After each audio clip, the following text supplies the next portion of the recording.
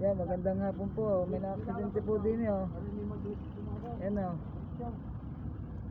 Ito na naman po sa may kantuhan ng tapat ng Walter Mart oh. Yan, tinulungan na ng isang driver.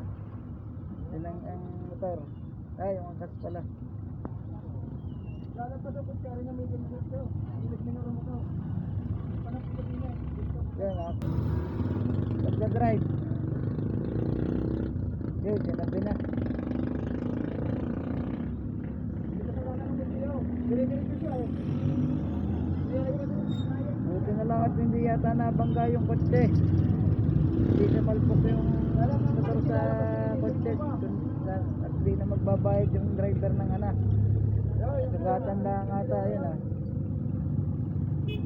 Ayan, driver. Ayun, makaya pa. Ayun, nasaktan na, sinabi na.